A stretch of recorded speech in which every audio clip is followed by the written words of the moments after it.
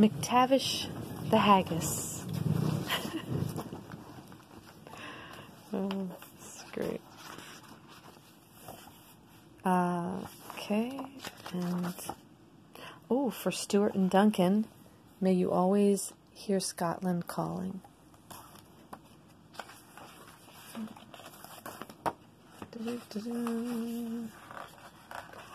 Okay, so he went to see his friend the stag and asked for his advice. Stag nodded as he listened, then said, "I've felt that way but twice. Both times I've wandered far away till I felt completely free, and each time I happened to end up looking out to sea." McTavish's mind was made up fast. "I thank you, Stag," said he. "I'll set out this very minute and make my way to the sea." Stag said, "Choose your road with care, for outside you will find the nights seem a little colder as you leave your home behind." McTavish set off with a three-legged hop and walked till the moon rose high. Then he looked around for a suitable place to sleep underneath the sky. McTavish wasn't much for dreaming, but tonight his thoughts ran free. He dreamed of monsters like Nessie who gathered upon the sea. The morning came up, cold and bright, and a voice said, "Silent now." McTavish saw men coming to herd his new friend, a Highland cow. McTavish whispered, "Thank you, cow. Can you tell me which way to the sea?" She mooed loudly and ambled off, with her tail pointing westerly. When all was quiet, McTavish continued chewing on heather and gorse. All at once he was face to face with what seemed like a miniature horse.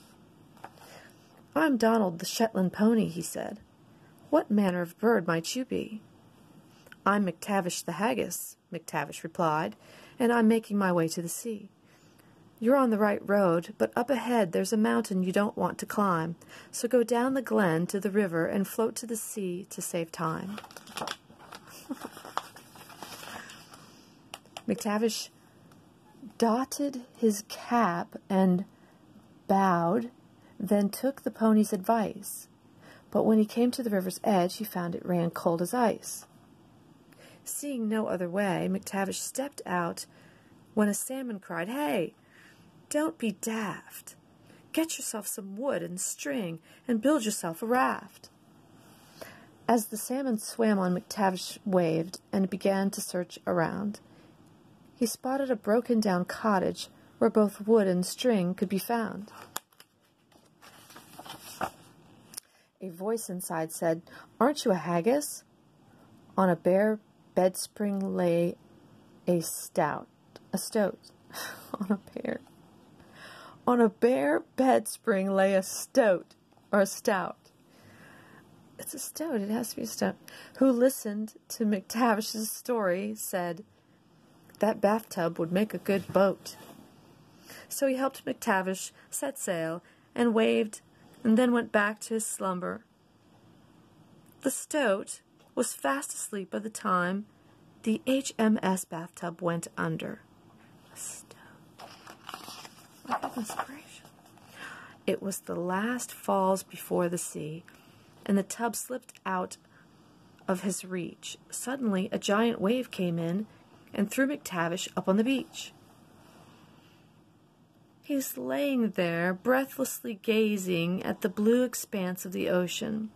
His heart pounded and his eyes drank deep of the joy-induced potion.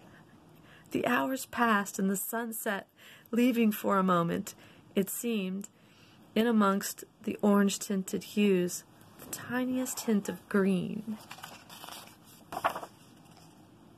The waves lulled McTavish to sleep, like a shell once held to his ear. His dreams now were of his glen, and how he would get there from here. He awoke to a beautiful sunrise, and he smiled again at the scene. But he knew he must face the problem that lingered on from his dream. An albatross swooped gracefully down and thump-dumped into the sand.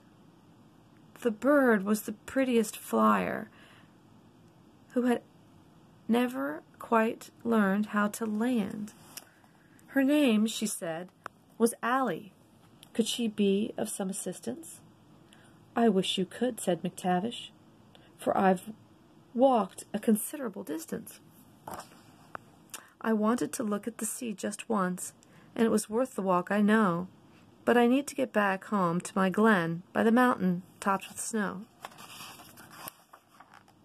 As McTavish pointed homeward, Allie said, I really don't know why you want to walk to the mountain when you could just fly. McTavish's beak dropped open wide at this outlandish suggestion. Haggises can't fly, he said. Of that there is no question. Well, you do have 2 wings, she said, and feathers made for flight, and even though you say that you don't, it looks to me they might. So McTavish flapped his wings, and soon he soared up in the sky, and Allie flew with him for a while before she said goodbye.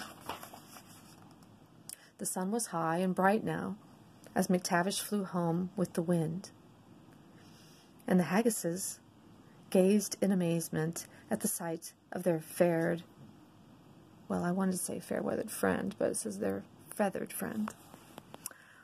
All the Haggises learned to fly, but decided to stay in the glen. They forgot how to fly long ago, it seems, and they probably will once again. The end. Oh my goodness, what a wonderful book.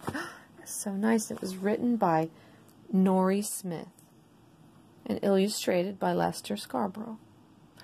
Well, thank you very much. That was very nice.